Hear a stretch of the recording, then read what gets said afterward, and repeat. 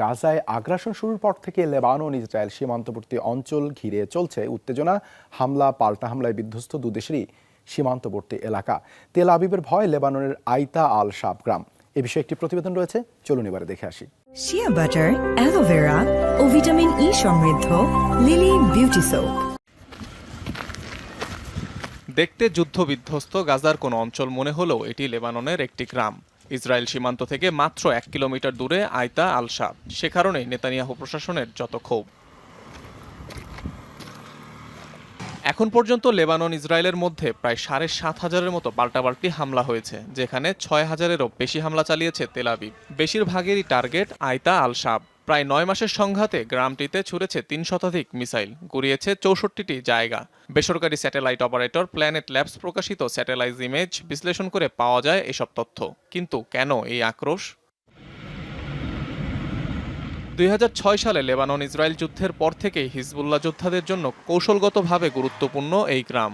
শিয়া মুসলিম অধ্যুষিত অঞ্চলটিতে ব্যাপক সমর্থন রয়েছে হিজবুল্লাহর। 2006 সালে সশস্ত্র গোষ্ঠীটির শক্ত ঘাঁটি হিসেবে ব্যাপক পরিচিতি পায় আইতা আল শাব। 34 দিনের ওই যুদ্ধে ব্যাপক চেষ্টার পরও গ্রামটি দখল করতে পারেনি ইসরায়েল। গাজায় আগ্রাসন শুরুর পর হিজবুল্লাহর ফার্স্ট লাইন অফ ডিফেন্স খ্যাত গ্রামটি থেকে এ পর্যন্ত ছোড়া হয়েছে প্রায় 5,000 রকেট।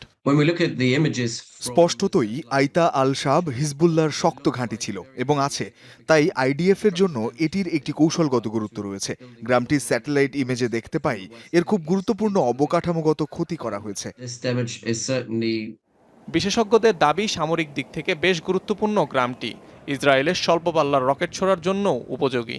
ইসরায়েলিরা অনুপ্রবেশ ঘটালে এটাই হবে হিজবুল্লাহর ফ্রন্টলাইন। অঞ্চলটি থেকে ছোড়া ক্ষেপণাস্ত্র হামলায় ব্যাপক ধ্বংসের মুখে কয়েকটি ইসরায়েলি গ্রাম। শুধুমাত্র এক এলাকায় ধ্বংস হয়েছে 60%-এরও বেশি ভবন।